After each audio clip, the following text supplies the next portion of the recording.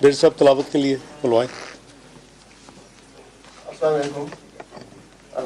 मैं इस तकरीब में वज़ीर ख़ज़ाना सेनेटर मोहम्मद इसहाक़ डार साहब, वफाकी वज़रा, मिनिस्टर ऑफ स्टेट, दीगर मेहमान गिरामी, सहाफ़ी हज़रात, सबको खुशामदीद कहता हूँ।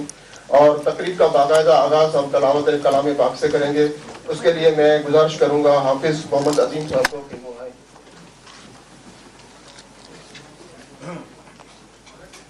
أعوذ بالله من الشيطان الرجيم. بسم الله الرحمن الرحيم.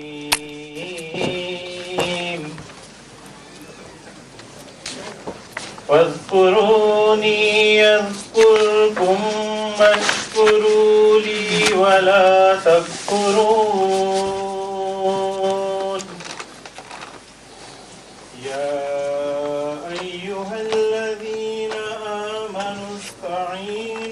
بالصبر والصلاة إن الله مع الصابرين. ولا تقولوا لمن يقتل في سبيل الله أموات بل أحياء ولكن لا تشعرون. जज़ाकल्लाह।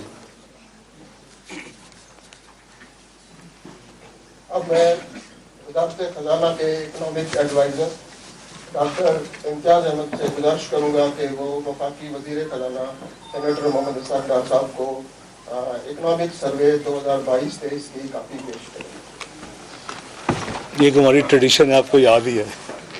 हाँ जी, गाँव में सहाफ़ी हज़रात से गुजारिश है मुझे रखें तमाम सहाफ़ी हज़रात को इकनॉमिक सर्वे की कापी उनके जीवन से और कापी की सॉफ्ट कॉपी डाउनलोड करने के लिए स्टडी पे हमने QR कोड हुआ है, वो आप वहाँ से QR कोड स्कैन करके आप इसकी सॉफ्ट कॉपी भी डाउनलोड कर मेरी प्राइस का दिन होता है इजाज़त है जी। अब मैं वफाकी वज़ीर सेनेटर मोहम्मद इसहाक़ डार साहब से दरख्वास्त करूँगा कि वो इकनॉमिक सर्वे से जी दोस्तों, साथियों, ख़वातीन हज़रात, मीडिया के दोस्त, अस्सलाम वालेकुम। आप सबको खुश आमदेद। माजी की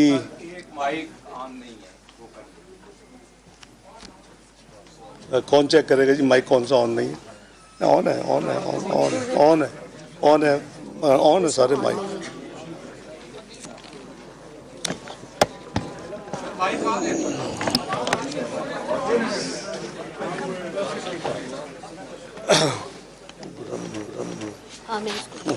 मुर्तज़ा साहब इधर आ जाए, कोई बात बहन है हमारी, कोई मैं आप सबको खुशामदीद एक दफ़ा फिर करता हूँ जी। और हर साल की तरह इकनॉमिक सर्वे माली साल 2022 2023 आज आपको पेश करेंगे। इसकी एक हमने एक नई काम भी किया इस साल कि हाईलाइट्स के लिए एक छोटी बुक, उसकी समरी समझें, वो तैयार की है। और आपकी सहूलत के लिए एक USB ड्राइव भी होगी, वो आपको एक कार्ड की शक्ल में मिलेगी। तो मेरा ख्याल है आप जहाँ भी होंगे उसको डाउनलोड भी कर सकते हैं। तो ये इंशाअल्लाह हमारी ये ब्रीफिंग जब ख़त्म होगी तो इंशाअल्लाह सबको ये कॉपीज़ पेश करेंगे, दोनों सेट भी और USB ड्राइव भी। आपको याद होगा कि 2013 का जो हमने जिम्मेदारी संभाली थी, तो हमारी उस वक्त थीम थी 3 E's। उस वक्त इकॉनमी टैटस का शिकार थी, बड़े मखसूस हालात थे, एनर्जी 18 घंटे की लोड शेडिंग थी और मुल्क में दहशत गर्दी थी।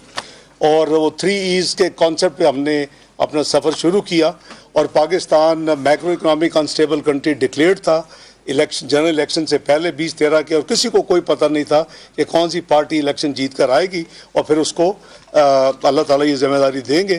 तो वो 3 E's जो है इस वक्त जो हुकूमत पिछले साल से जो अपने आप जिम्मेदारी निभा रही है,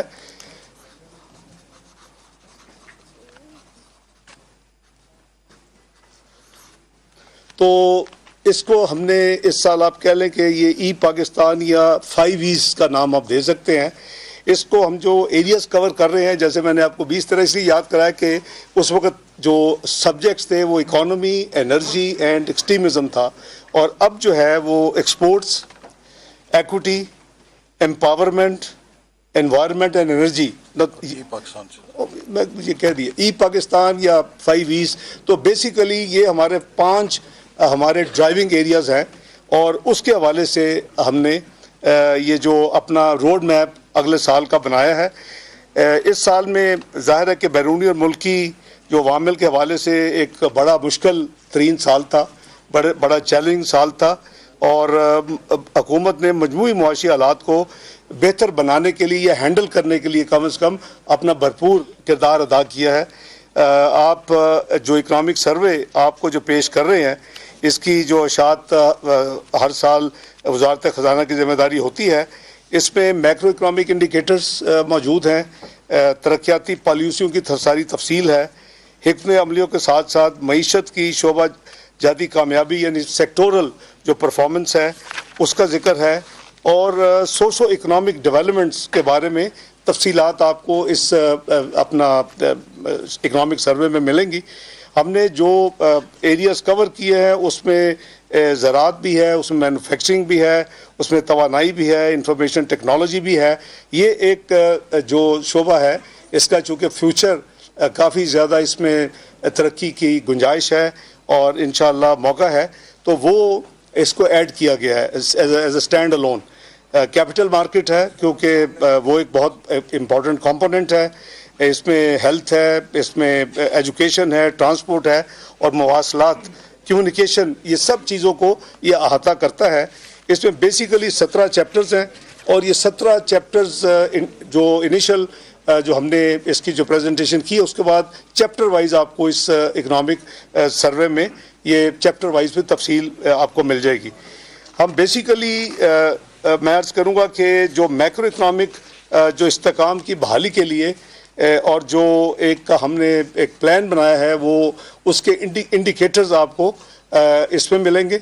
ज़ाहिर है कि कुछ ऐसी हम फिस्कल एंड कोई जो है रिफॉर्म के हवाले से फिस्कल मेजर्स एंड सब स्ट्रक्चरल रिफॉर्म्स और कुछ दूसरी चीज़ें वो आपको कल इंशाल्लाह नंबर्स के साथ बजट में इंशाल्लाह आपके साथ शेयर करेंगे। तो सबसे पहले मैं समझता हूँ कि हम आपके साथ शेयर करते हैं कि हमारा ऑब्जेक्टिव क्या है। ऑब्जेक्टिव ऑब्वियसली हमारा ये है कि हम मैक्रो इकनॉमिक स्टेबिलिटी को रिस्टोर करें, क्योंकि इस वक्त जो हमारे हालात पिछले चंद सालों से गुजरे हैं वो अगर कोई कहे कि एक सेंटेंस में बता दें कि उसका खुलासा क्या है, तो खुलासा ये है कि पाकिस्तान की मईशत जो दुनिया की 24वीं बड़ी मईशत 2017 में बन चुकी थी, वो अनफॉर्चुनेटली वो 2022 में 47वीं मईशत बनी है।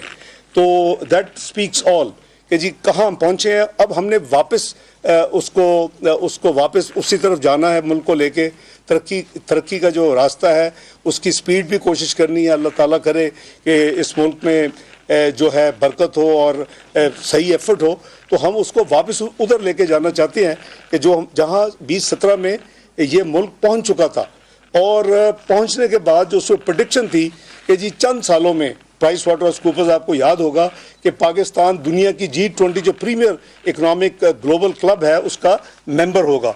तो वो जो एक हमने लॉस्ट अपॉर्चुनिटी हो चुकी है, वो हमें दोबारा यानी वापस रास्ता उसी तरफ पाकिस्तान का मुकद्दर होना चाहिए और सबको मिल के उसकी तरफ कोशिश करनी चाहिए। तो हुकूमत की इसीलिए जो फोकस है, जो विजन है कि हम मैक्रो इकनॉमिक स्टेबिलिटी को साथ साथ हम inclusive and resilient growth trajectory पर चलें और वो इंक्लूसिव इसलिए कि ये मेल डिस्ट्रीब्यूशन ना हो रिसोर्सेज की, वेल्थ की, और ये बड़ा और सस्टेनेबल हो, कि ये नहीं कि जैसे अब जो कुछ हुआ था वो खुद अल्लाह माफ़ करे कि 24वीं मईशत से हम गिर के 47 से बहुत ज़्यादा मुहर्रकात है, वो घंटों बात हो सकती है, एनालिसिस हो सकती है, हो भी चुकी है। तो ये हमारी जो है वो बेसिकली अगर हम ये करेंगे, आपके इन्वेस्टर का भी कॉन्फिडेंस बिल्ड होगा, आपके जो मार्केट्स हैं, जो नर्वसनेस है, जो परसेप्शंस है पाकिस्तान की, वो भी ठीक होंगी। मसलन आप देखें कि स्टॉक मार्केट को आप एक आइसोलेटेड आइटम अगर देखें तो वो जो डी म्यूचुअलाइजेशन नहीं हो रही थी कई सालों से, तो 2013 में जब हमारी हुकूमत आई, हमने बड़ी ज़बरदस्ती उसको यानी अपने जिम्मेदारी निभाई, और उसके नतीजे में जो लाहौर कराची स्टॉक चेंजेस जो मर्ज होकर पाकिस्तान स्टॉक चेंज बनी, तो आपने देखा कि किस तरह उसने भी अपना सफ़र तरक्की का तय किया। 19,000 पॉइंट पे तकरीबन मार्केट थी जिस दिन हमने 2013 में इलेक्शन जीता था, जिस दिन ओथ ली थी मियाँ नवाज शरीफ ने 5 जून 2013 को, उस वक्त करीबन 21,000 पे पहुंच चुकी थी, और हम उसको करीबन 50,000 क्रॉस अपने टेन्योर में किया 2017 तक। और $100 बिलियन, ये कोई छोटा अमाउंट नहीं है, उसकी market capitalization was $100 billion cross कर चुकी थी 2016-17 के साल में, जो कि आपका मैच करता है। उस वक्त $70 बिलियन आपके एक्सटर्नल डेट्स थे और $100 बिलियन आपकी स्टॉक मार्केट थी। ये था पाकिस्तान उस वक्त का कि किधर पाकिस्तान जा रहा था। तो हमारी basically as Pakistani, as part of the government, ये हमारी सबकी ड्यूटी है, और हम उसी पे, हमारे अलाइज भी, हम भी कोशिश कर रहे हैं कि पाकिस्तान अपने उसी रास्ते पे वापस जल्दी से जल्दी चला जाए। मैं आपकी गुजारिश, आपकी खिदमत में ये गुजारिश करूँगा थोड़े से चंद डाटा के साथ, कि इस हुकूमत ने जो 2022 में ज़िम्मेदारी संभाली, मैंने आपको पता है कि चंद महीने बाद मैंने सितंबर के एंड में संभाली, लेकिन इस हुकूमत ने लास्ट ईयर जब ज़िम्मेदारी संभाली तो पाकिस्तान किधर खड़ा था। मेरा ख्याल है कि उसका रिमाइंडर या उसकी निशानदेही करना बहुत ही ज़रूरी है। आपको याद होगा कि बहुत शदीद किस्म के चैलेंजेस आ चुके थे, उसमें जो फिस्कल स्पेस थी वो श्रिंक हो चुकी थी, महंगाई का प्रेशर चल रहा था, वो अपवर्ड था, और जो हमारा करंट अकाउंट डेफिसिट है वो भी, अभी नंबर्स भी देख लेंगे, वो आसमानों की तरफ रवा दवा था, और हमारी जो फाइनेंसिंग नीड्स थी वो बढ़ती जा रही थी। जाहिर है कि अगर आपका डेट स्टॉक बढ़ेगा, आपका इंटरेस्ट रेट बढ़ेगा, पॉलिसी रेट बढ़ेगा, तो आपकी फाइनेंसिंग नीड्स भी उसी तरह बढ़ेंगी। और ये वो एक स्टेट ऑफ अफेयर्स थी जिस वक्त इस हुकूमत ने जिम्मेदारी संभाली, और मैं समझता हूँ कि अगर ये कुछ महीने और ना संभालती तो अल्लाह ना करे कि पाकिस्तान कहाँ खड़ा होता। ये मैं इसलिए कह रहा हूँ कि last third quarter before this government came in, please वो याद रखे कि 6,400 बिलियन डॉलर्स का रिडक्शन हुई थी आपके फॉरेन एक्सचेंज रिजर्व में एक क्वार्टर में। हम 5 क्वार्टर गुजर चुके हैं, अगर उस स्पीड से हो तो फिर क्या हालत होती। तो वो मैं इसलिए आपको रिमाइंड कर रहा हूँ कि वो हमारा सबसे बड़ा मसला जो है वो ऑब्वियसली एक्सटर्नल अकाउंट का है। आप भी सुन रहे हैं पिछले 1 साल से, अंदरूनी जो है लोग वो भी और एक्सटर्नल भी, एक ही बात हो रही थी 2 महीने पहले तक, भाजी पाकिस्तान ने डिफ़ॉल्ट करना है, और दूसरा ये फ्राम पेमेंट आ रही है, नहीं पे कर सकेंगे, ये मई और जून के 3.7 बिलियन एक्सटर्नल पेमेंट से कैसे करेंगे, ये 1 बिलियन का बॉन्ड कैसे पे होगा। मैं हमेशा कहता हूँ कि आप हैव ए फेथ, अल्लाह के फजल करम से अल्लाह ताला ने पाकिस्तान को हमेशा अपने हिफाजत में रखा है, और हम सब कोशिश हैं कि इसमें जितनी जल्दी बेहतरी लाई जा सके लाई है। जो गिरावट हो रही थी मईशत में वो रुक चुकी है, लेकिन अब जो बेहतरी की तरफ उसका जो हमारा पूरी कोशिश और तरक्की की तरफ उसको यानी तेज़ी के साथ चलाना है वो अंडरवे है, उसके लिए हम काम कर रहे हैं। आपको याद होगा जब गवर्नमेंट ने लिया तो उसको करीबन 6% GDP ग्रोथ थी, लेकिन प्लीज़ डोंट फॉरगेट, मैं अभी आपके साथ GDP नंबर शेयर करूंगा कि 5 साल की एवरेज GDP ग्रोथ अब टोटल कितनी हुई, और फिर 4 साल जो आने वाले थे 18-22 में क्या हुई, I will share the numbers with you. लेकिन 6% तो थी, लेकिन डोंट फॉरगेट के दूसरे साल में वो -1% थी, तो बेस बहुत नीचे चला गया था। तो उस जब आप सब माशाल्लाह समझते हैं कि जब बेस नीचे जाता है तो फिर ऑब्वियसली जो आपकी जो नेक्स्ट ईयर है या आने वाले 2-3 साल है, एक नई बेस लाइन आपकी बन जाती है। हमारा इस गवर्नमेंट ने जो फिस्कल डेफिसिट था वो अनफॉर्चुनेटली जो 5.8% था 2018 में, वो 7.9% पे जा चुका था जब नई गवर्नमेंट ने जिम्मेदारी संभाली। और please I would like to remind you कि 5.8% में हमारे जो ज़रब अज़ब और रद्दुल फसाद की जो बहुत बड़ी हमारी इन्वेस्टमेंट थी, जिसने इस मुल्क में उस वक्त दहशतगर्दी का खात्मा किया, वो उसमें शामिल थी। वरना ये शायद 4.8% होती, लेकिन वो एक नेशनल रिक्वायरमेंट थी, नेशनल जिम्मेदारी थी।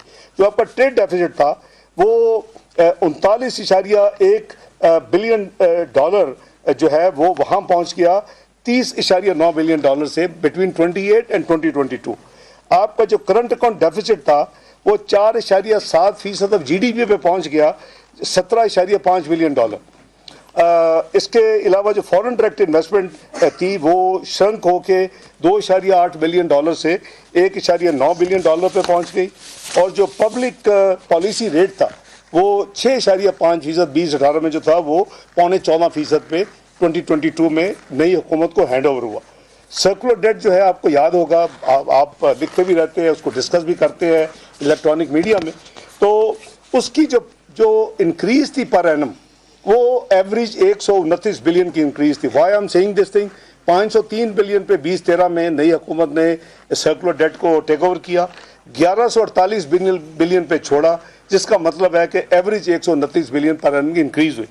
वही 1148 बिलियन जो था वो 4 साल की करीब मुद्दत में 2467 अरब पे पहुंच गया, which is an increase of 330 billion as opposed to 129 billion per annum ये आपकी फिस्कल मैनेजमेंट शो करती है। आपका जो पब्लिक डेट था तो यानी परसेंटेज GDP जो 18 में 63.7% था वो 73.9% पे चला गया। Now obviously this is a huge increase in 4 years, 10% हो गई। हम बहुत सुनते थे उस वक्त जो 13-18 के इलेक्शन से पहले कि पाकिस्तान में आएंगे और पब्लिक डेट 10,000 अरब कम करेंगे।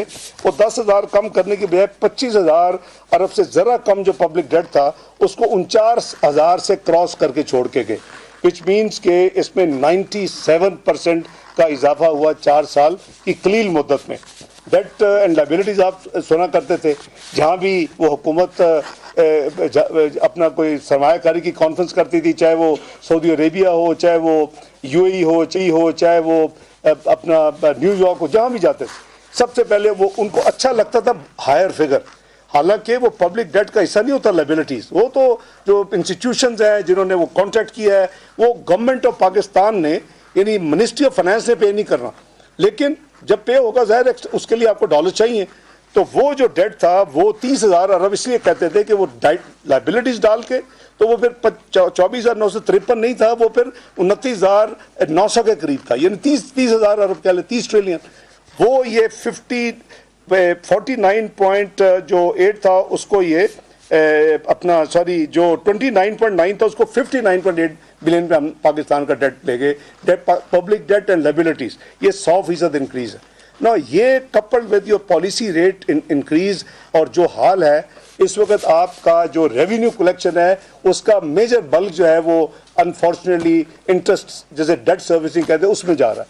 और ये यही मुल्क जो था इसकी डेट सर्विसिंग 2017 में को 1800 बिलियन रुपए से कम थी, आज ये 7,000 अरब पे करीबन पहुंच चुका है। यानी एक तरफ हम टैक्सेस की कलेक्शन में इम्प्रूवमेंट तो हुई है, लेकिन दूसरी तरफ हमने अपना मिसमैनेजमेंट की वजह से, अपना डेट कंपाइल करने की वजह से, पॉलिसी रेट बढ़ाने की वजह से उसको हम आसमान पे ले गए हैं और वो मेरे नज़दीक बिल्कुल वो अनसस्टेनेबल है।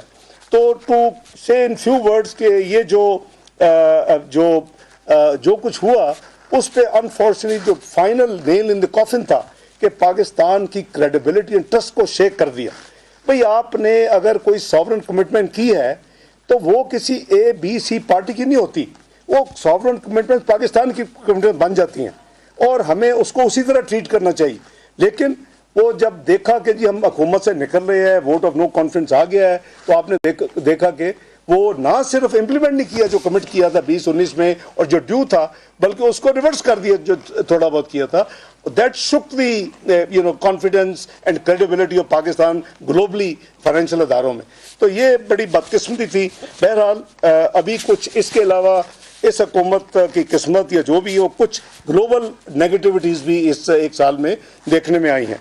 मसलन आपने देखा कि जो ग्लोबल जीडीपी ग्रोथ है उसमें करीबन 2021 से अब तक 50% उसमें कमी आ गई है, यानी जो 6.2% 2021 में जो ग्लोबल जीडीपी ग्रोथ थी वो कम होके अब 2.8% पे आ गई। तो ये this is one indicator. Global inflation अगर आप देखें उसमें 85% का इजाफा हुआ और जो ग्लोबल इन्फ्लेशन 2021 में 4.7% थी वो बढ़ के 8.7% 2022 में उसने क्लोज किया है।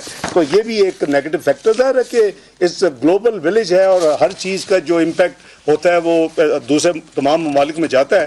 ऑल्दो इन्फ्लेशन अब प्रोजेक्ट कर रहे हैं कि 2023 में 7% होगी, अल्लाह करे कि हो, उसका भी हमें फ़ायदा होगा। ग्लोबल ट्रेड जो है वो 5 टाइम्स जो है उसकी ग्लोबल ट्रेड की ग्रोथ में 5 टाइम्स श्रिंकिंग हुई, यानी 9.4% 2021 में ये अपना ग्लोबल ट्रेड ग्रोथ थी वो रिड्यूस होकर 2023 में 1.7% उसको यानी प्रोजेक्ट किया जा रहा है जो बैनुल अक़वामी अदारे हैं।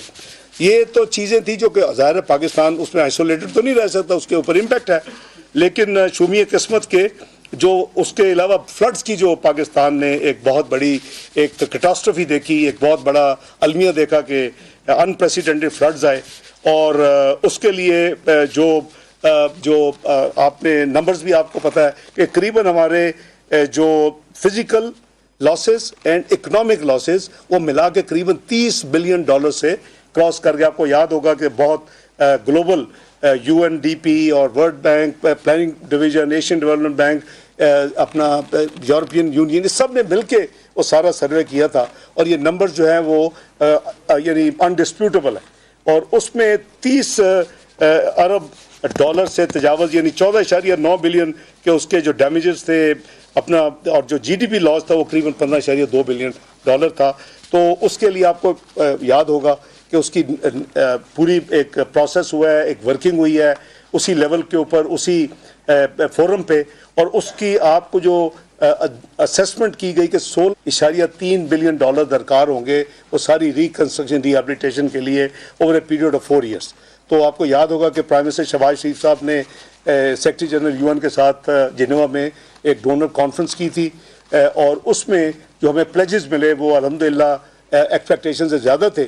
हमारी जो ऑफ़र थी यही थी कि ये इसका आधा जो है हम पिक करेंगे और करीबन आप कह लें कि 8.1 बिलियन, और वो 8 बिलियन जो है वो हमारा जो है अफोर्डेबल था over a period of 4 years, और इतना ही हमें प्लेजेस ज़रा उससे ज़्यादा मिले थे। तो वो अल्हम्दुलिल्लाह the things are on its way. Planning minister साहब और उनकी जो मिनिस्ट्री है वो एक्टिवली उसके ऊपर काम कर रही है। तो इंशाल्लाह ये रिहेबिलिटेशन और ये रिकन्स्ट्रक्शन का जो फेज़ है बेस्ड ऑन 4RF जो इस वक्त जो दुनिया की रिक्वायरमेंट है रेजिलिएंट मामले के हवाले से इंफ्रास्ट्रक्चर, तो वो उसको मद्देनज़र रख के ये सारी प्लानिंग इज़ इन प्रोग्रेस।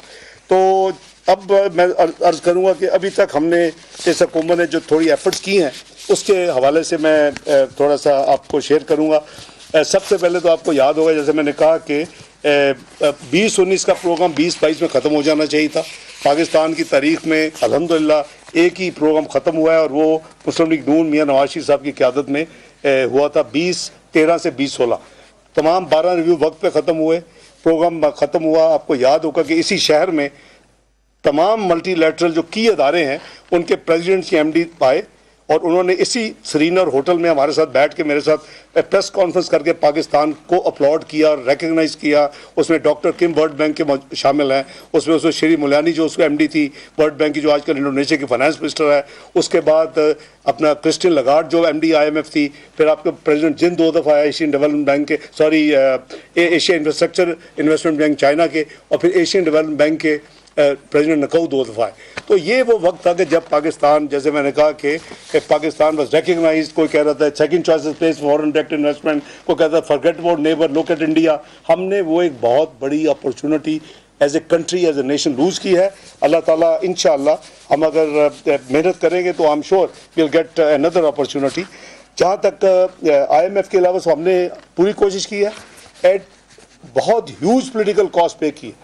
इतने मुश्किल रिफॉर्म्स नई हुकूमत जो आती है 5 साल के मैंडेट लेके वो तो कर सकती है, लेकिन एक हुकूमत जिसको पता है कि 14 महीने उसके पास हैं, तो उसके लिए ये अच्छा खासा एक बहुत बड़ा चैलेंज जो है वो होता है कि जी हम क्या कितनी, लेकिन मैं समझता हूँ कि पाकिस्तान की खातर ये जो पॉलिटिकल कॉस्ट की सेक्रीफाइस की है इट वाज वर्थ, क्योंकि हमारी क्रेडिबिलिटी और रोड हो चुकी थी, आपको कोई डील करने के लिए तैयार नहीं था। तो वो तमाम स्ट्रक्चरल रिफॉर्म्स, वो पावर सेक्टर, वो गैस सेक्टर, वो फिस्कल रिफॉर्म्स, वो राइज का प्रोग्राम जो फिस्कल रिफॉर्म्स के हवाले से including harmonisation of GST in Pakistan, जिसके कई सालों से पेंडिंग था और वो प्रायर एक्शन नहीं कर पा रही थी पिछली हुकूमत पिछले 3 से 4 साल में, वो अल्हम्दुलिल्लाह हमने आके मेरे आने के बाद वो तमाम पेंडिंग 4 प्रायर एक्शन पूरे हुए एंड वी आर रेडी कि जब हमारा IMF का अल्लाह करे कि 9th रिव्यू जल्दी हो तो उसके बाद वो ड्यू है कि वो ऑटो आपको पेमेंट होगी, क्योंकि दे हैव कंफर्म कि पाकिस्तान ने राइज टू प्रोग्राम की जो policy lending 450 million world bank की है और 250 million Asia infrastructure investment bank की को फाइनेंसिंग है जो ओरिजिनली 450 थी, 200 उन्होंने फ्लड में रीपर्पस करके दे दी, तो वो 700 मिलियन आपका वो भी ड्यू है। तो ये प्रोग्राम मैं समझता हूँ कि इसका रिवाइवल इसलिए ज़रूरी था कि पाकिस्तान की क्रेडिबिलिटी जो सॉवरन कमिटमेंट 2019 में थी और जो रिवर्स की गई उसको ठीक किया गया। इसके अलावा ऑस्टेरिटी मेजर्स, मुझे रिपीट करने के आपका टाइम नहीं लेना चाहता, वो आपको सब तफसील मौजूद है कि इस हुकूमत ने अनटारगेटेड सब्सिडीज़ को ख़त्म किया, ऑस्टेरिटी मेजर्स लिए, वो सारा पब्लिक हो चुका है। हमने इस प्रोसेस पे एक पेनफुल काम भी करने पड़े। जाहिर है कि अगर एक घर में आपकी आमदनी ऑल ऑफ ए सडन कम हो जाए, आपके रिसोर्सेज कम हो, या एक बिजनेस में या फिर इंडस्ट्री में, तो you have to plan according. आपने अपना पेट काटना होता है अपने तो आपके लिए चॉइस क्या थी? या तो वो 6400 मिलियन का डेफिसिट कैरी करते खर्च करने का एक्सटर्नल में पर क्वार्टर, तो आप 2 क्वार्टर में फारग हो जाते एज ए कंट्री। तो वो होता जो वो कह रहे थे कि जी डिफॉल्ट होगा फिर श्रीलंका बनेगा। तो दूसरी चॉइस ये थी कि जी हम सॉवरन कमिटमेंट, चाहे वो बॉन्ड्स हो चाहे वो कोई और पेमेंट हो, वक्त पे अदा करें। हर first priority should be that, और उसके बाद हम अपनी दूसरी ज़रूरियात के ऊपर अपनी एक्सटर्नल रिसोर्सेज अवेलेबल को खर्च करें।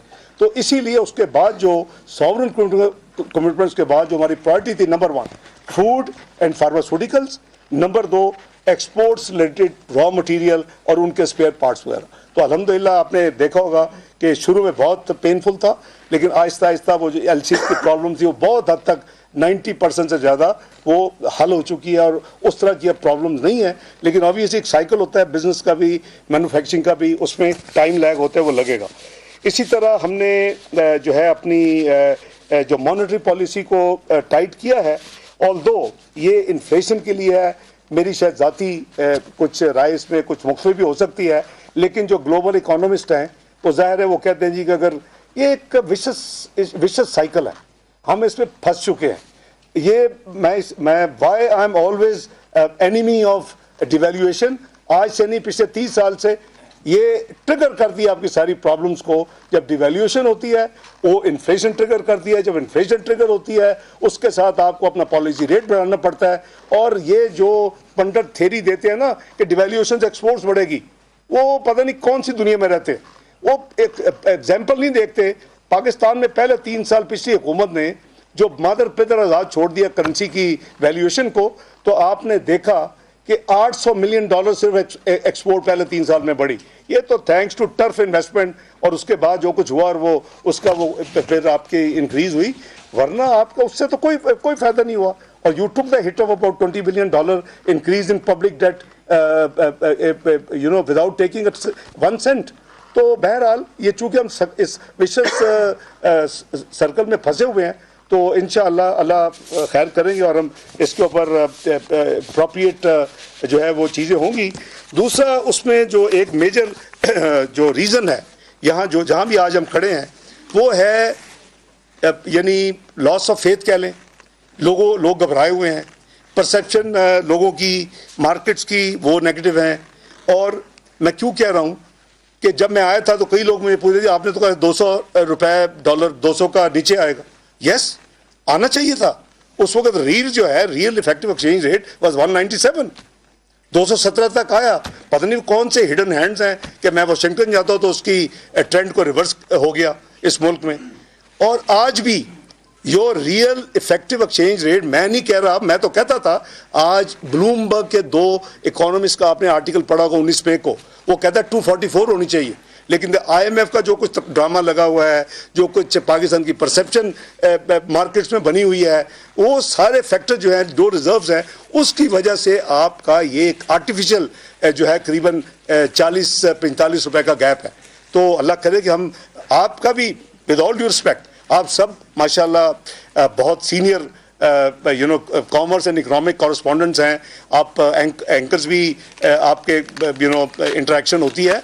हमें अपने इंटरेस्ट को, मुल्क की इंटरेस्ट को उजागर करना चाहिए, हमें बताना चाहिए लोगों को, ये एजुकेट करना चाहिए। तो इसलिए मेरा ख्याल है कि जो लोग घबरा के रुपए कन्वर्ट करके डॉलर या सोना रखते हैं, उनको आप एजुकेट करें कि ये काम करना बंद कर दें, पाकिस्तान ठीक हो जाएगा, इंशाल्लाह होगा, और इसका रेट भी ठीक होगा। They will and up losing money. मैंने दिसंबर 2013 में कहा था लाहौर में गवर्नर हाउस में, जो एक बहुत बड़ी बिजनेस एक इवेंट था, आपको याद होगा कि मार्क माई वर्ड्स, आप बेहतर है कि डॉलर कैश कर ले, यू रिग्रेट वन डे। उस वक्त उसके 111-12 के फिर रहा था, वो आया था फिर 98 पे। तो ये हमारी करेंसी इज अंडर वैल्यूड, और ये आर्टिफिशियल रीजंस की वजह से है, हमें उनको एड्रेस करना है, और हम एड्रेस कर रहे हैं। ये ऑटोमेटिकली इंशाल्लाह इट विल इम्प्रूव, अल्लाह ने चाहा तो आप भी उसमें अपना रोल अदा करें। आप, हम सबका मुल्क है, हम सबका प्यारा पाकिस्तान है, तो मेरी गुजारिश है कि इसमें आप ज़रा ज़रूर हमारी मदद करें और अवेयरनेस क्रिएट करें, लोगों में कॉन्फिडेंस दें, लोगों को ये ना करने दे कि अपना मैं कन्वर्ट करूँगा, मैं जाके XY कंट्री में जाके मैं अपने आप को मैं डोमिसाइल कर लूँ, मैं 183 दिन से कम पाकिस्तान में आऊँ ताकि यहाँ मैं टैक्स रेजिडेंट ना रहूँ। तो ये मेरा ख्याल है, ये आप इसमें बहुत बड़ा रोल अदा कर सकते हैं और आपको करना चाहिए। हमने एडमिनिस्ट्रेटिव मेजर्स भी लिए हैं, क्योंकि ना सिर्फ वीट और फर्टिलाइज़र स्मगल होती थी, अब वो फॉरेन एक्सचेंज भी बहुत हैवी तादाद में, जब से हमारे नेबरिंग कंट्री में चेंज ऑफ रिजीम हुई है, वो जो बाहर से ह्यूज इन्फ्लो उनको मिलती थी, उनको ज़रूरत ही नहीं थी फॉरेन एक्सचेंज की, वो भी वह उनकी ज़रूरियात काफ़ी हद तक आपकी मार्केट से पूरी होती है। तो दैट इज़ अनदर ड्रेन। इसके अलावा आपने देखा कि हमने करीबन $6.5 बिलियन इस यानी पिछले अरसे में, चंद महीनों में हमने पे किए। $5.5 मिलियन हमने नॉन अपना यानी सॉवरन डेट यानी कमर्शियल बैंक्स के हमने वापस किए, और $1 बिलियन का हमने बॉन्ड पे किया।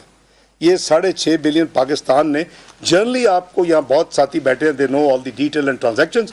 जब आप नॉन अपना कमर्शियल बैंक्स को पे करते हैं, नॉन सॉवरन डेट जो विज़ा अदर कंट्रीज यानी उनकी स्टेट टू स्टेट नहीं होता, तो वो नॉर्मली आपको वापस आ जाता है, आपको रिन्यू या तो फैसिलिटी रिन्यू हो जाती है या रोल ओवर हो जाते हैं, आप पे करते हैं वापस आ जाता है, या आपको लेंडर चेंज कर लेते हैं। मुझे आपको बताएं कोई कंट्री जिसके एक्सटर्नल डेट जो है वो माली साल के पहले दिन कम यानी वो ज़्यादा है देन द लास्ट। हमारा एक्चुअल रिडक्शन हुई हमारे दिसंबर क्वार्टर में, हम sure many of you know कि ऑलमोस्ट $4 बिलियन की हमारे एक्सटर्नल डेट में रिडक्शन हुई है। उसकी वजह कि वो जो मार्केट परसेप्शन बनी हुई है, जो एक IMF की डिले हो रही है, उसकी वजह से they are sitting on the fence, कि जो देख रहे हैं कि कब ये मामला हल होंगे तो फिर हम दोबारा मुल्क को लैंड करेंगे। तो वो ये एक फेज़ है, इंशाल्लाह इसमें निकलना है। लेकिन हमने, जैसे मैंने अर्ज़ किया कि हमारी फर्स्ट प्रायोरिटीज गवर्नमेंट की है कि सॉवरन जो भी लायबिलिटी है, कमिटमेंट है, must be paid on time, और बाकी सारा बिजनेस उसके बाद होगा। तो अल्हम्दुलिल्लाह मैं समझता हूँ कि जिंदा कौमें और जो डिग्निटी है वो इसी में है कि हम साबित करें कि जो यहाँ तक खबरें आती हैं कि कुछ लोग बाहर बैठ के बैरून मुल्क ये डिस्कस करते हैं कि पाकिस्तान कैसे अभी तक डिफॉल्ट नहीं किया, ये क्यों नहीं श्रीलंका बना। बड़ी बदकिस्मती है कि भाई बहरहाल the tight fiscal discipline will continue.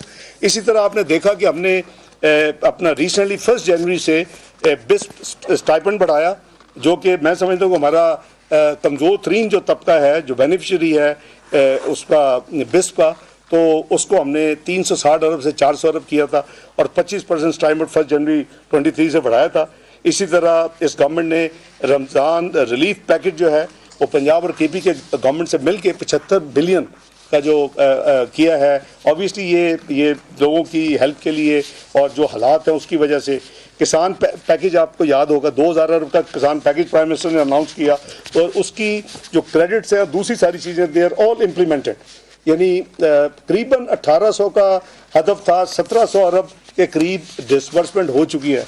बाजो साहब की लेटेस्ट नंबर थी क्रेडिट 1750 की 1750। आपको याद होगा हमने 1819 का एक बहुत चैलेंजिंग टारगेट अपने लिए रखा था। प्राइम मिनिस्टर ने जब किसान पैकेज तकरीबन अल्हम्दुलिल्लाह 1700 क्रॉस कर चुका है बिलियन जो एग्रीकल्चर क्रेडिट है। इसी तरह हमने इंटरनल इस्लामिक फाइनेंसिंग, ये मेरी और हमारी पार्टी की हमेशा तरजीह रही है। हमारे जो अलाइज हैं वो भी बहुत सपोर्ट करते हैं, तो उसके लिए भी हमने शरिया कंप्लाइंट 3 साल और 1 साल का स्कूल का जारा वगैरह हमने किया, ताकि लोगों को चॉइस दी जाए कि वो कन्वेंशनल इन्वेस्टमेंट की बजाय वो इस्लामिक बेस पे हो। फिर आपको याद है स्टेट बैंक, नेशनल बैंक की अपील भी विड्रॉ करवाई थी, क्योंकि मेरा ख्याल है कि हमें पूरी कोशिश करनी चाहिए। पिछले टेन्योर में हमने जो कोशिश की थी, एक भाई हाई पावर्ड कमेटी भी बनाई। गवर्नमेंट का पहली प्रायोरिटी होती थी कि सबसे पहले हम इस्लामिक मोड में लें, अगर ना मिले तो फिर कन्वेंशनल में जाएं। 21% बैंकिंग पाकिस्तान की उन एक्ट्स की वजह से इस्लामाइज हो चुकी है, 21%। और अब जो हमने दोबारा उसको रिवाइव किया है, अपील किया है, तो मुझे उम्मीद है इंशाल्लाह अगर इसी तरह एफर्ट्स हम करें, जो इलेक्शन के बाद जो भी गवर्नमेंट आए वो करे, तो हम इसको इजीली 50% से क्रॉस कर सकते हैं in the very near future. तो आपको 5 साल मिले हैं कि जो फेडरल शरीयत कोर्ट ने दिए हुए। इसी तरह इस गवर्नमेंट ने foreign investment promotion and protection bill 2022 को भी ये पास करवा चुकी है। वाटर की trade I think is a good development. Iran, Afghanistan और रशिया के साथ जो हमने फैसले किए हैं, आई एम श्योर के दोज फैसले will help in our exports, क्योंकि जब आप बार्टर करेंगे तो आपकी इंपोर्ट ऑब्वियसली उतनी कम होगी, आपकी एक्सपोर्ट। तो दिस इज़ क्योंकि तीनों कंट्रीज़ में बैंकिंग इश्यूज़ हैं, और उस वजह से बेस्ट यही है कि उनके साथ ये किया जाता, और वो है, इसको एक्सपेंड किया जाएगा। यहाँ भी बैंकिंग सिस्टम 1-2 कंट्रीज़ और अंडर कंसिडरेशन है, यमन है, सूडान है, तो सब्जेक्ट टू कंडीशंस जो पूरी करेंगे तो हम शायद इसको मज़ीद एक्सटेंड करें।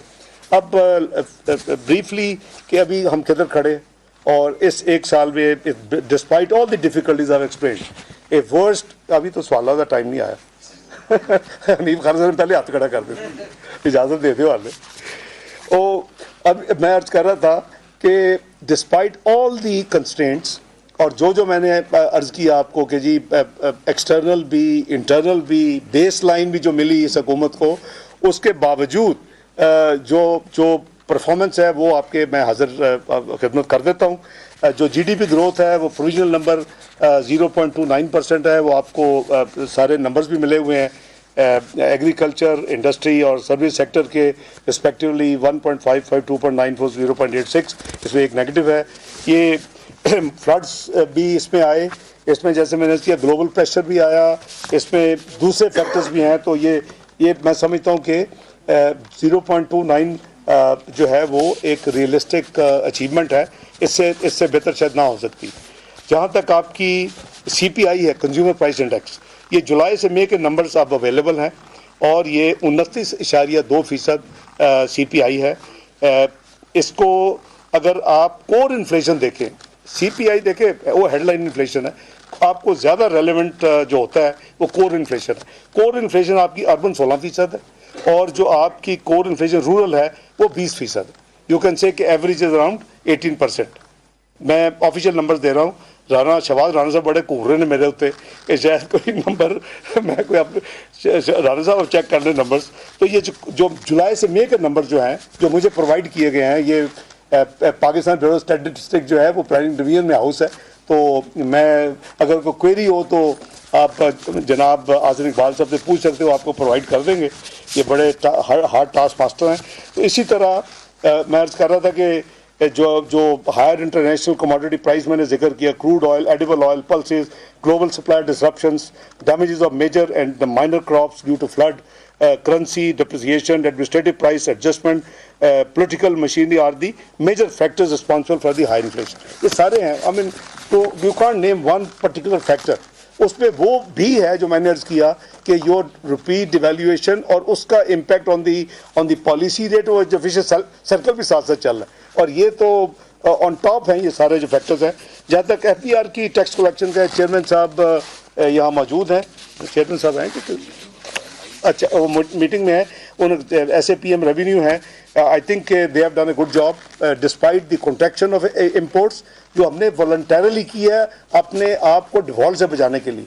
तो ज़ाहिर है अगर इम्पोर्ट्स कम होंगी तो इनका रेवेन्यू भी कम होगा। इसके बावजूद इनकी जो ग्रोथ है इस साल मई के एंड तक वो 16.1% है, जो कि पिछले साल 5,348 अरब रुपए इन्होंने इकट्ठे किए थे, इस साल 6,210 अरब का फाइनल फिगर है टिल एंड ऑफ मई।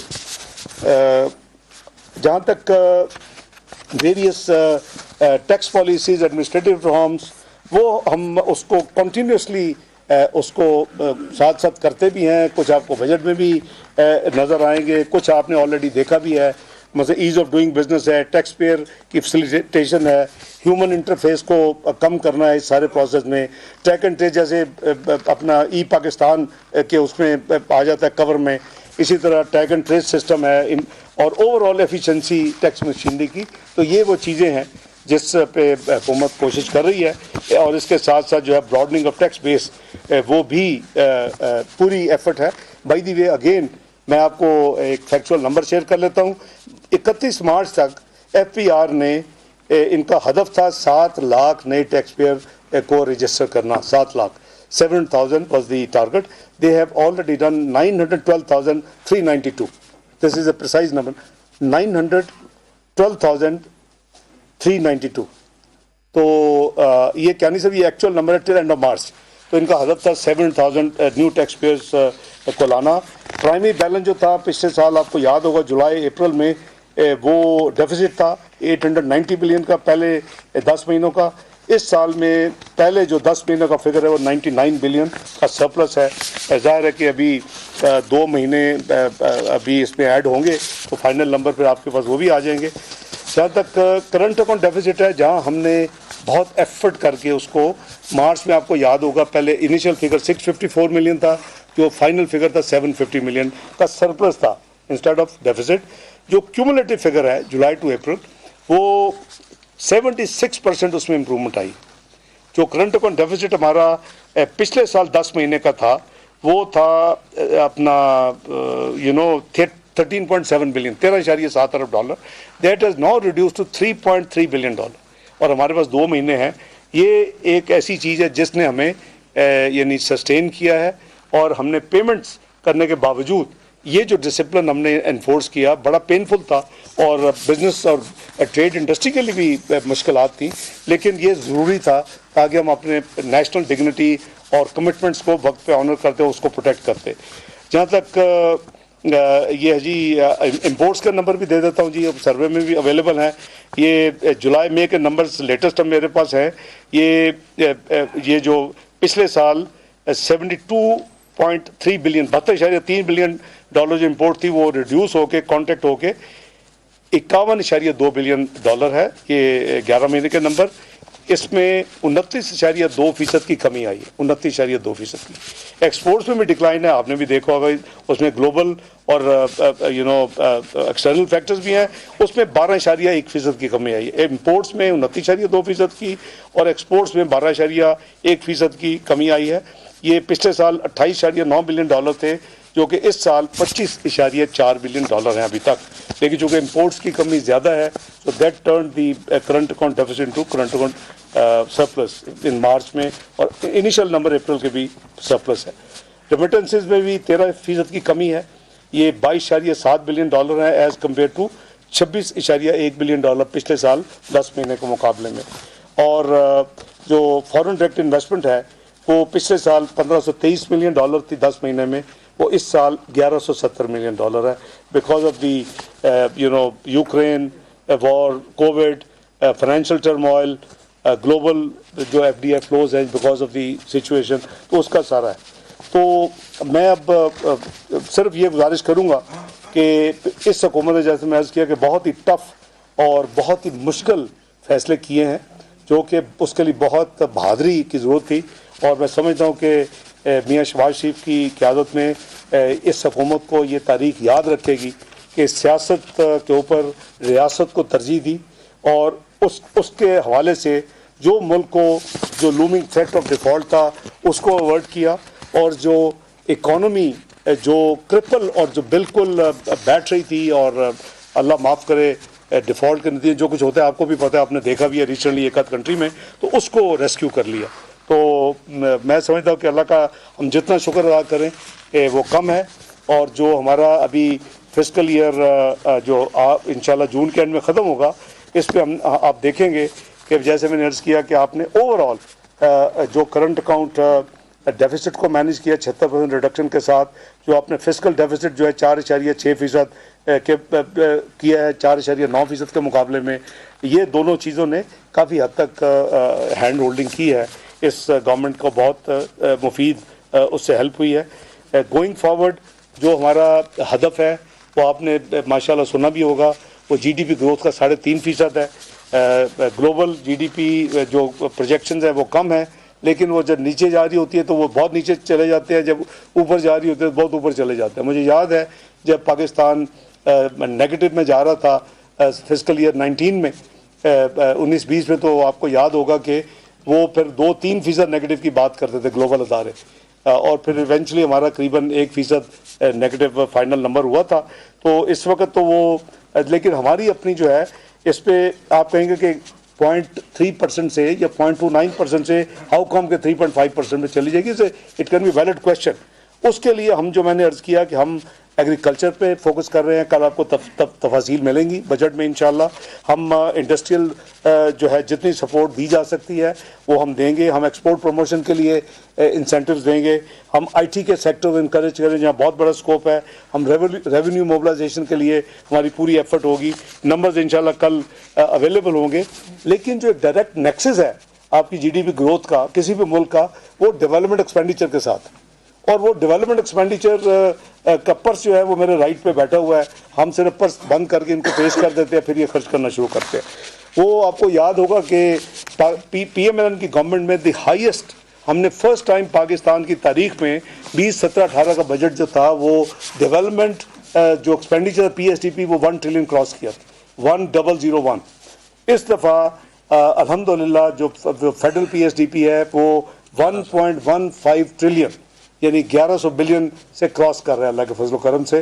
तो ये हमें यानी इंशाअल्लाह इसके साथ ये जो हमारा 5 E's का फोकस है, अभी जो मैंने कहा यही पाकिस्तान ये 5 E's कह ले, framework, export, equity, empowerment, environment, energy, CPEC और 4RF, वो जो रेजिलियंस जो है वो रिकवरी और रिहेबिलिटेशन, रिकंस्ट्रक्शन। आई थिंक ये जो इसका जो कॉम्बिनेशन है with spending of investment, I would not से स्पेंडिंग, इन्वेस्टमेंट ऑफ 1150, और आपके सूबे जो हैं बाई द वे उनकी अभी जो पर्स है वो माशाल्लाह काफ़ी रिच है आफ्टर 9 लास्ट NFC अवार्ड, क्योंकि अब तो करीबन 60% अगर आप एडमिन चार्जेस भी एडजस्ट कर लें तो क्लोज टू 60% जाता है सूबों को, और करीबन 40% फेडरल गवर्नमेंट के पास रहता है। तो उनका भी आप देखेंगे कि उनका भी जो PSDP है वो भी स्मार्ट होगा। I think I expect nothing less than 1600 अरब से कम नहीं होगा। तो 1150 प्लस 1600 अरब चारों सूबों का आपने नंबर देखे होंगे, लेकिन मैंने देखा कि जो 2 सूबे हैं rightly they have only given 4 महीने का PSDP, तो वो उनका फाइनल नंबर नहीं है वो नेक्स्ट ईयर के लिए। तो that might confuse many people, क्योंकि आपको अभी टोटल शायद 1100-1200 नज़र आएगा उनका भी, लेकिन वो अभी 8 महीने की PSDP 2 सूबों की डलेगी आफ्टर द इलेक्शंस।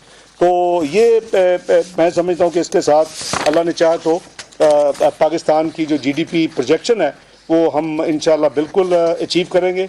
और जो हमारी productivity, innovation, food, water security, enhancing social and physical assets, वो हमारी जो SDGs के ज़रिए जो काम हो रहा है उसमें भी आपको इंशाल्लाह काफ़ी ज़्यादा इम्प्रूवमेंट नज़र आएगी। वो चौधरी आसन इकबाल साहब की सरवाई में एज यू नो कि उस पर भी इक्वल फोकस होता है as the focus is on the PSDP spending. तो मैं समझता हूँ कि होलिस्टिक डिजिटल जो एकोसिस्टम हमारा इंफ्रास्ट्रक्चर और इंस्टीट्यूशनल फ्रेमवर्क है, रैपिड डिलीवरी और इनोवेटिव डिजिटल सर्विसेज, ये हमारा इंशाल्लाह ड्राइव होगा। और IT की एक्सपोर्ट जो हमारा हदफ है, अल्लाह करे कि ये पूरा हो अगले 5 साल में, to take it to $15 billion. अभी $2.5 बिलियन है इस वक्त, ये अगले साल के लिए 4.5 बिलियन का हदफ प्राइम मिनिस्टर ने IT इंडस्ट्री को दिया है। रिसेंटली राउंड ऑफ मीटिंग्स हुई हैं, सीरीज ऑफ मीटिंग्स, और लेकिन इजीली अगर 4.5 हम कर गए तो अल्लाह के फजल से 5 साल में 15 बिलियन को अचीव करना कोई मुश्किल नहीं है। आपके नेबरिंग कंट्री में triple figure digit billions of dollars की एक्सपोर्ट है। IT की, इसमें बहुत स्कोप है और इसके लिए जो भी मुनासिब और डूएबल इंसेंटिव्स है वो इंशाल्लाह कल आपको बजट की तकरीर में हम आपके साथ इंशाल्लाह शेयर करेंगे।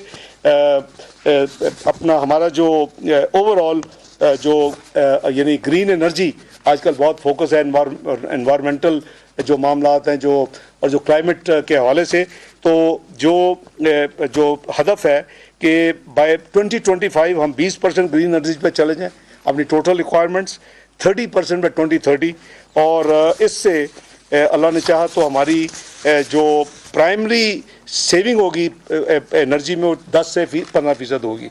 तो ये चंद गुजारिशात हैं। मैं आप के अगर कोई सवालात होंगे या मेरे साथियों से वो भी डेवलपमेंट के नंबर दे दो। जी बस मैं एक सेकंड इनको अगर आप इजाज़त दें कि ये इनसे 2-3 ये शेयर कर लें नंबर, तो उसके बाद बिल्कुल मोस्ट वेलकम। मैंने बस आपको 2-4 नंबर्स मैं शेयर करता हूँ क्योंकि मैंने आपसे वादा किया था तकरीर के दौरान मैं आपके नंबर दूंगा। जो मैं 2-4 साल के टेन्योर को कंपेयर एक मैंने कंपैरेटिव चार्ट बनाया, आपको हम वो भी पेश कर देंगे।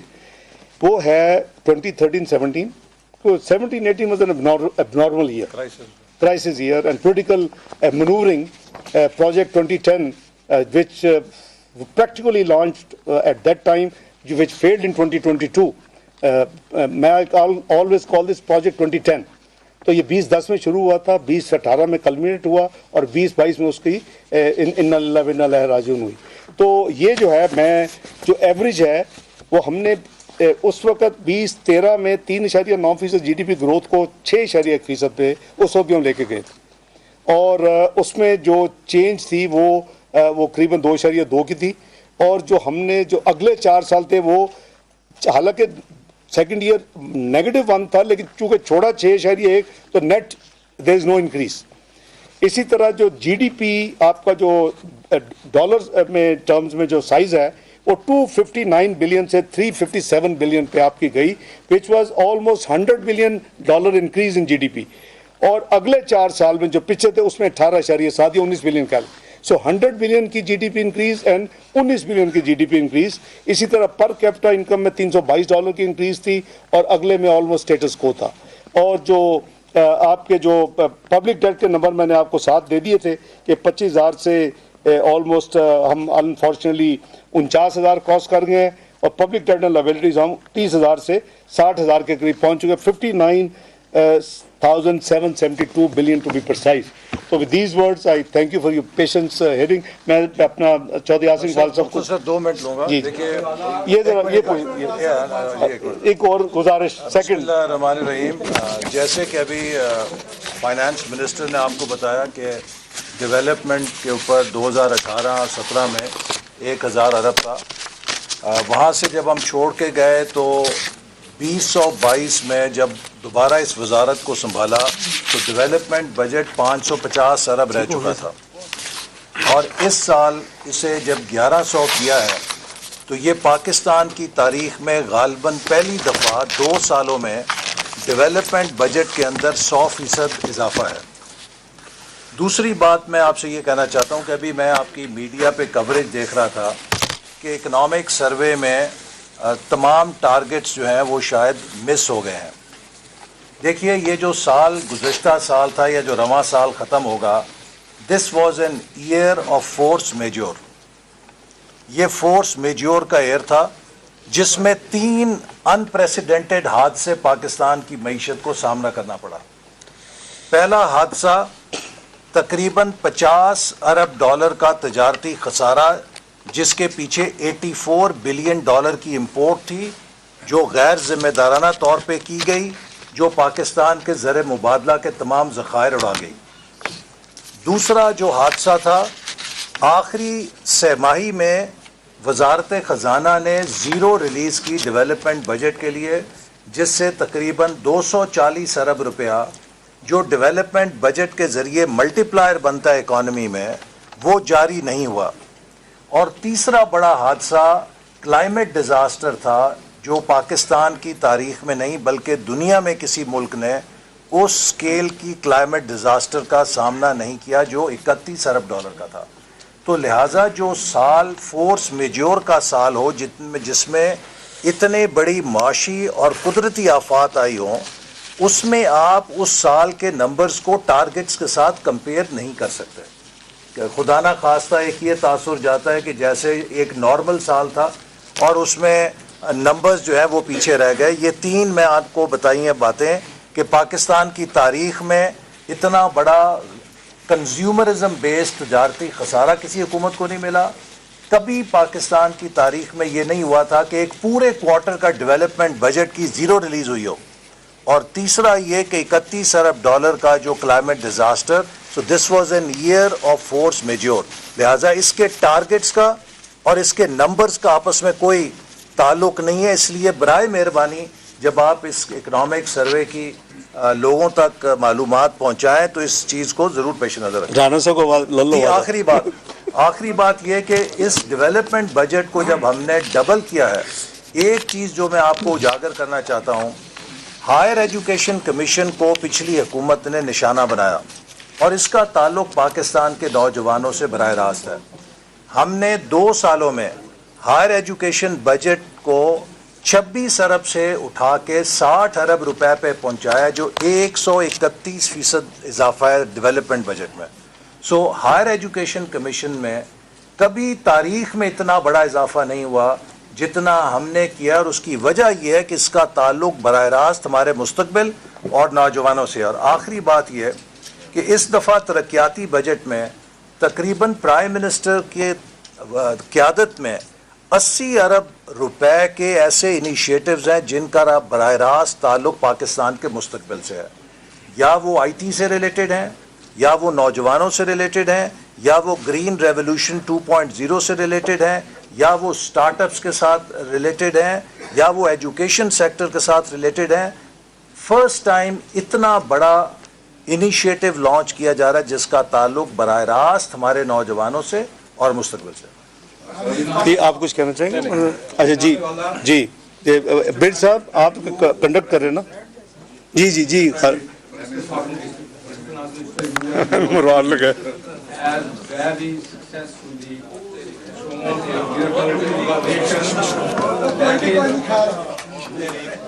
यार डिफॉल्ट से बचे हुए हैं। हालांकि आपके प्रेडिसेसर एक बार नहीं 200 दर्जन से ज़्यादा मरतबा TV पे आके कह रहे हैं कि डिफॉल्ट हो गया। वो हाले भी बाज नहीं आ रहे। डॉक्टर साहब ने जब से ये बात बताई हमें TV पे भी कि पाकिस्तान जो आप बताते रहे कभी डिफॉल्ट नहीं इंशाल्लाह तो इससे कौम की उम्मीदें बाराई सानिया नामाई मई के बारे में कौम ने मजम्मत की। इसी तरह बारूदी सुरंगों के बारे में मजम्मत की। इसी तरह IMF के साथ जो शराइत सख्त रखी गई वो उसकी मजम्मत की। उसकी मजम्मत गरीबों ने की। गरीब कौन है? जिनकी फिक्स इनकम है। कौन है? मुलाजमीन है, सिविल और फौजी मुलाजमीन है। उनकी तनख्वाहें वही की वही, उनकी पेंशनें वही की वही। मेरी रिक्वेस्ट है, अल्लाह का वास्ता है कि आप इन तनख्वाहदार लोगों के लिए कल बजट में जितना कर सकें इंशाल्लाह जी। हनीफ खालिद साहब को मैं ये अश्योर करता हूँ कि हम मैं हनीफ खालिद साहब और आप सबको ये अर्ज़ करता हूँ, बिलीव मी कि हमारा पूरी कोशिश होगी कि जितनी स्पेस निकाल के जो कुछ कर सकते हैं ज़रूर करें सरकारी मुलाजमीन के लिए, पेंशनर्स के लिए, और इंशाअल्लाह we will try our best. Even अभी आने से पहले भी मैं यही काम कर रहा था। हमारा मेजर बजट की वर्किंग हो चुकी है। हम कोशिश कर रहे हैं कि ये जो कोर इन्फ्लेशन का जो इफ़ेक्ट है उसको हम वेल कवर्ड करें और उनको उस तकलीफ़ की जो है कम से कम उसकी दाद रसी करें। काश के नॉर्मल साल होता, काश के हमारा बिजनेस एज यूजुअल होता। बिलीव मी अगर इस तरह की उन हालात में इन्फ्लेशन होती तो पता नहीं हम क्या कुछ कर सकते या करते, लेकिन हालात को मद्देनज़र रख के हनीफ साहब इंशाअल्लाह प्राइम मिनिस्टर का फोकस है, उनकी प्रायोरिटी है, और मैं उस पर ख़ुद भी मैं समझता हूँ कि हम सबको ये सोचना चाहिए कि हमने अल्लाह ताला को भी जवाब दें हैं। जो कुछ इन यानी पिछड़े हुए तबके के जो कुछ हो सकेगा, स्पेस जितनी निकलेगी इंशाल्लाह उनको दी जाएगी। कल इंशाल्लाह अनाउंस होगा, कल अनाउंस करेंगे जी।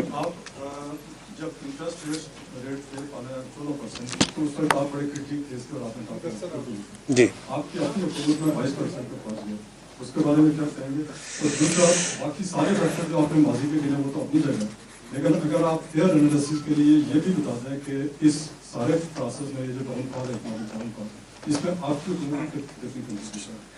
देखिए, मैं क्या नहीं सब अर्ज़ करूँगा कि देखिए वो एक आप भी माशाल्लाह इतने सीजनड और इतने तजर्बाकार हैं, ये there is no quick fix. मैं हमेशा कहता हूँ या कोई switch on switch off budget कि जी नई हुकूमत आई है ऑफ कर देगी तो रुक जाएगा। ये एक प्रोसेस के ज़रिए आप वहाँ पहुँचे थे 14% पे, और वो जो है वो ऐसा विशेष सर्कल है। मैं हमेशा इसीलिए 25 साल से ये जंग लड़ता हूँ कि खुदा के लिए सूट पे ना चले। मैं आज आपको ये बता सकता हूँ कि मैंने 2017 में ये उसके गवाह हैं, जो 3 महीने में रहा, जुलाई अगस्त सितंबर और अक्टूबर 4 महीने, वो मैंने ये एडवाइस किया शायद काका नवाजी साहब को उस वक़्त कि आप बिल्कुल डिवैल्यूएशन के रूट पे ना कभी जाएं, आपकी तबाही हो जाएगी, और आने वाली हुकूमत ने उसको बिल्कुल खुला छोड़ दिया। तो ये जो है ये अब ऊपर से आप बाउंड हैं। स्टेट बैंक को आपने फुल ऑटोनॉमी माशाल्लाह दे दी है, और वो भी ऑटोनॉमी जो कि दुनिया के कई ममालिक में नहीं मिलती। वहाँ आप को 1 रुपए को आप हाथ नहीं लगा सकते। तो ये अजीब किस्म का सिनारियो बना है। हमारे लिए प्रायोरिटीज अब क्या चीज़, हम किस चीज़ को ठीक करें। तो ये बिल्कुल आप सही कह रहे हैं, पॉलिसी रेट 14 से बिल्कुल गया है 21% पे एज ऑफ नाउ, लेकिन वो फिर अब ये रिवर्सल जो है there is a time lag, और उसके लिए मैं समझता हूँ कि एफर्ट हो रही है। अल्लाह करे कि इंशाल्लाह हम कामयाब हो। दूसरा, आपने फरमाया कि इस हुकूमत का उसमें कितना शेयर है। जो प्रॉब्लम मैं समझता हूँ कि आप अगर फेयर एनालिसिस करेंगे, शायद मैक्रो इकोनॉमिक इंडिकेटर जैसे मैंने कहा कि अगर वो आ रहे हैं तो उसको रोका ही जा सकता है, वो रुक गए हैं, तबाही रुक गई है या डिक्लाइन फर्दर रुक गया है। इसको हम अब पॉजिटिव ट्रजेक्टरी में मूव कर मैं समझता हूँ कि इसकी डायरेक्शन चेंज हो गई है, लेकिन वो जैसे 3.5% ग्रोथ इज़ दी की हमारा ऑब्जेक्टिव। लेकिन इसमें जो तबाही जो आप जो फरमा रहे हैं, ये ना भूलें कि उस तबाही के कई गुना ज़्यादा क्रेडिट इस गवर्नमेंट को जाएगा तारीख में, किसने डिफ़ॉल्ट से पाकिस्तान को बचा लिया, इसने पाकिस्तान को श्रीलंका बनने से बचा लिया। और वो लोग बैरूनी ममालिक भी कहते थे, अपने भी कहते थे, दिन रात गर्दान लगी हुई थी। अभी इन्होंने कोट किया, तो ये आप क्या नहीं समझो, ये क्रेडिट देंगे ना तो वो जो है वो तो देखिए ऑटो है। एक दिन में आप भी माशाल्लाह समझते हैं कि एक दिन, एक हफ्ते, एक चंद महीनों में नहीं वो काबू आ सकता। उसके लिए डायरेक्शन हमने अपनी बहुत मुश्किल और पॉलिटिकल कॉस्ट पे है। कौन चाहता है कि जी आपने इतना बोझ डाल दिया अपने अवाम के ऊपर, लेकिन अनअवॉइडेबल था।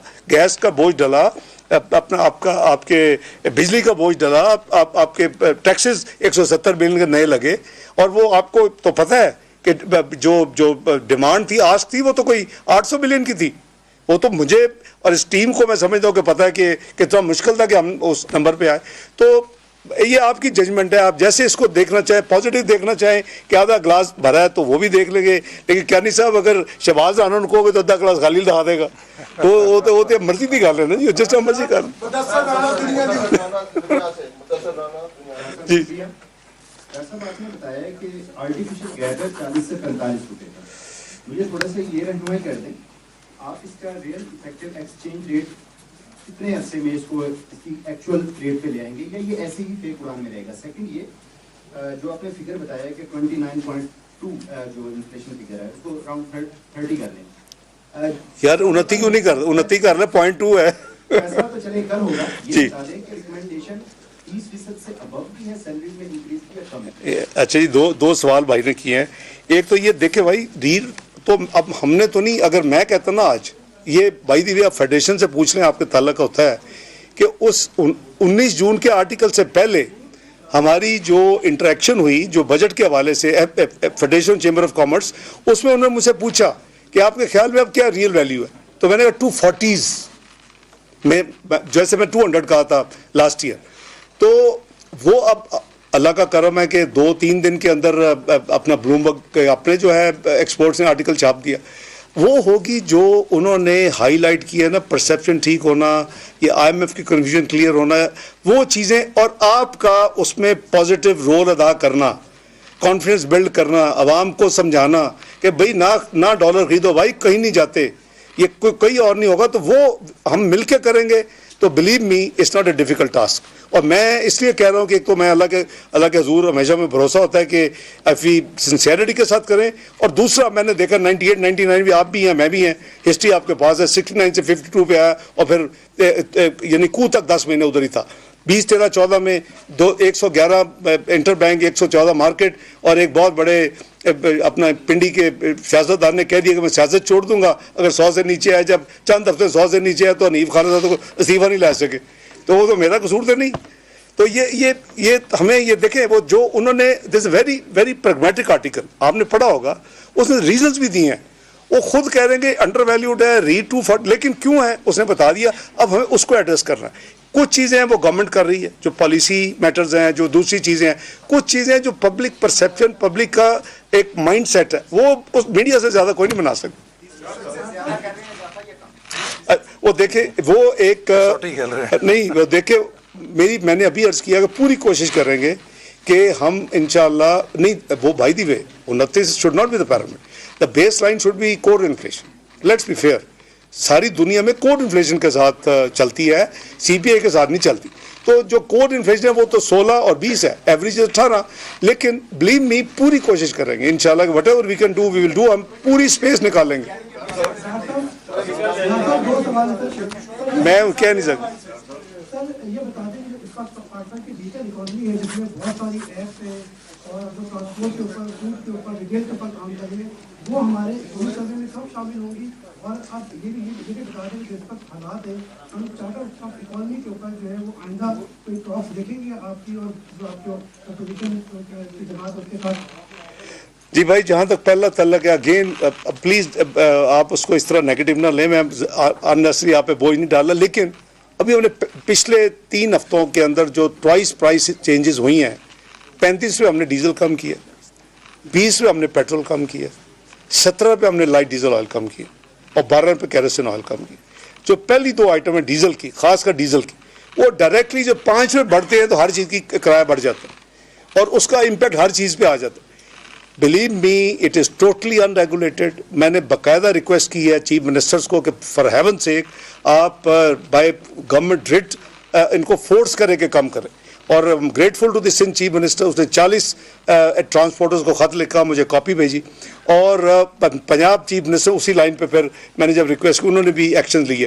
देखिए, आप भी उस पर बिल्ड करें। दूसरे मुल्कों में कंज्यूमर प्रोटेक्शन सोसाइटीज़ होती हैं, दे आर वेरी प्रोएक्टिव, वो तो यहाँ तक करती हैं कि वो उनका बाइकआउट कर देती है कुछ चीज़ों का, लोग मजबूर हो जाते हैं। यहाँ हमारा वो कुछ नहीं है। आप भी मांगे ना, मैं तो मांग रहा हूँ, मैं जाहिर है कि मैं अब जाके पब्लिक को तो नहीं कह सकता, लेकिन मैं जिनको कह सकता हूँ मैं ज़रूर कह रहा हूँ। और मैं गुजारिश करूँगा कि आप भी इसमें अपना हिस्सा डालें, कि उनको कहें, उनको नेम शेम करें कि भी इतना कम हुआ तो आपने क्या कम किया, कम करवाएं उनसे। आई थिंक इट हम सबकी ड्यूटी है कि हम अपना हिस्सा डालें।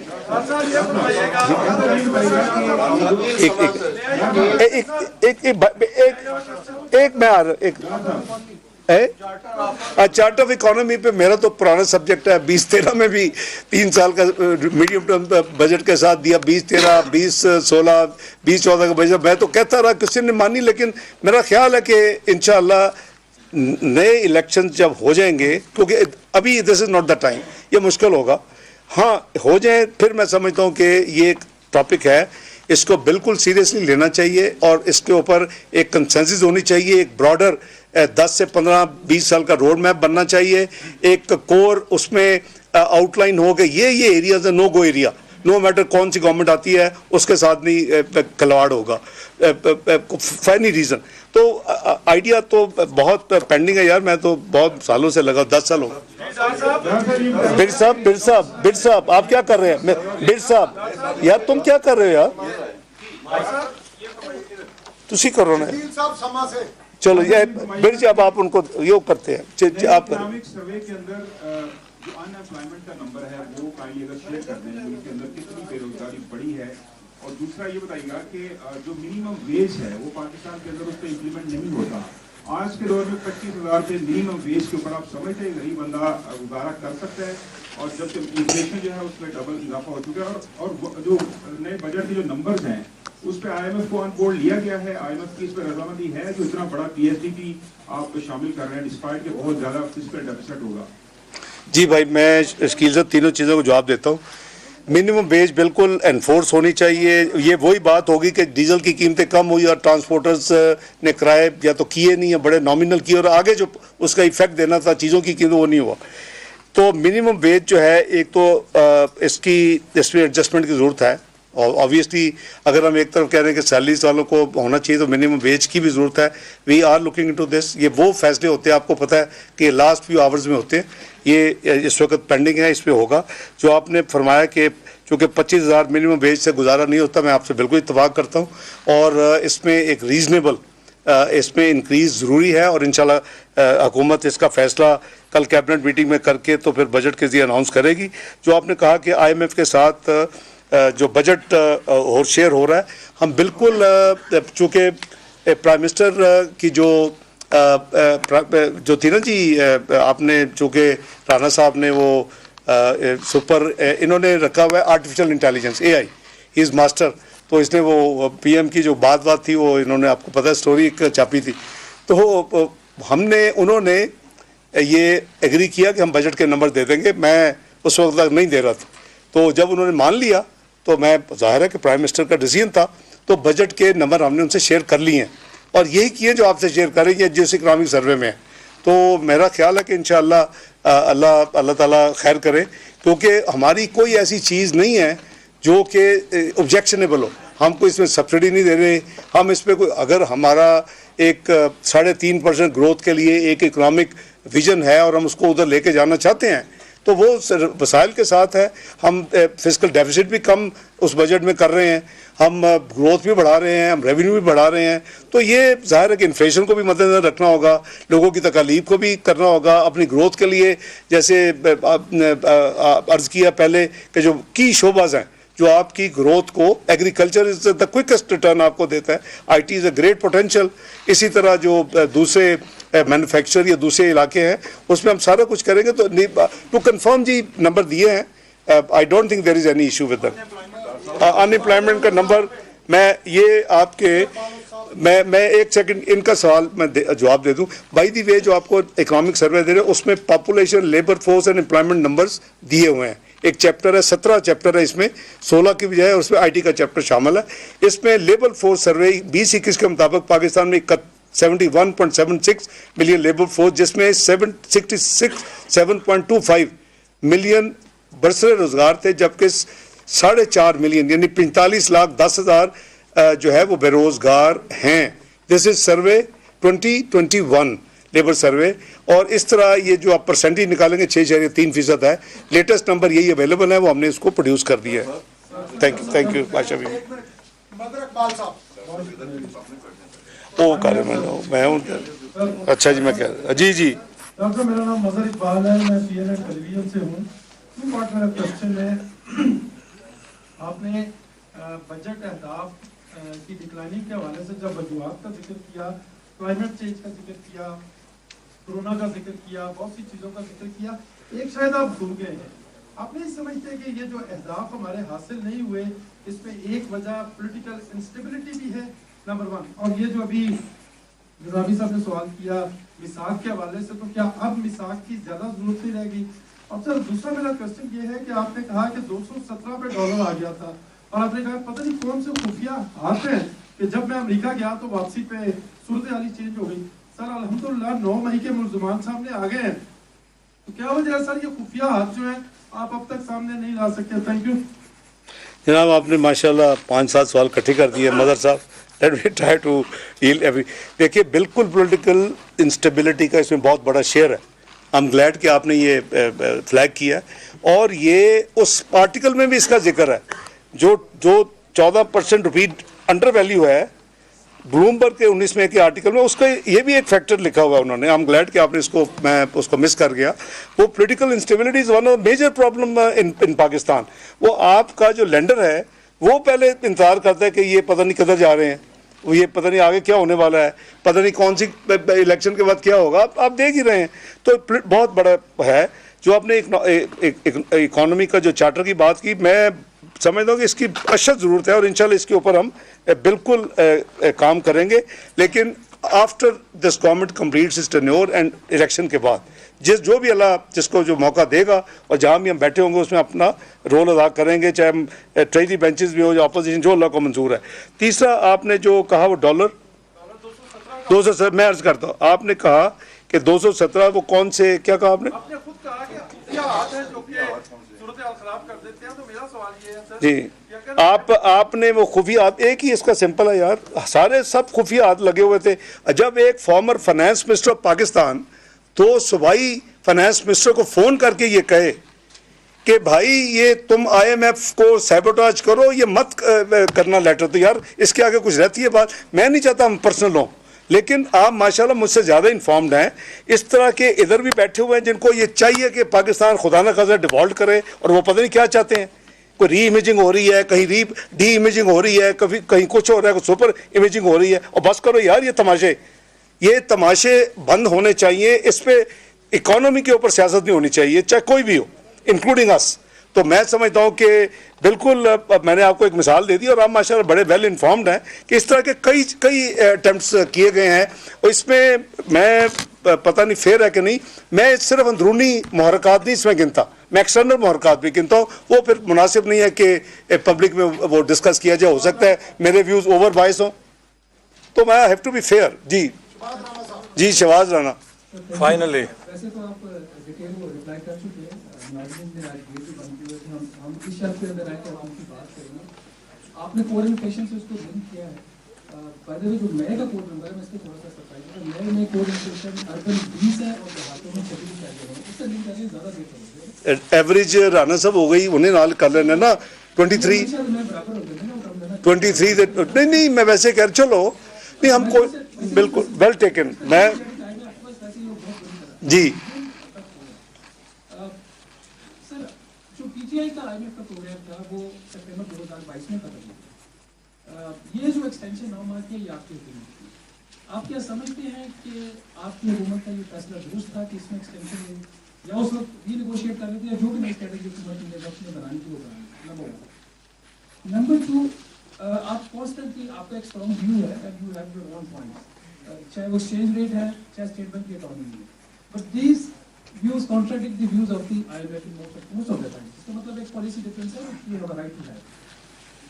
क्या आप समझते हैं कि इस तरह की जो पोजीशन है और जो IMF की आपने देखा कि पिछले 4-5 माह से सूरत हाल चल रही है, क्या पाकिस्तान को IMF के पास जाना चाहिए 30 जून के बाद? नहीं तो आपके पास प्लान B है क्या? Thank you.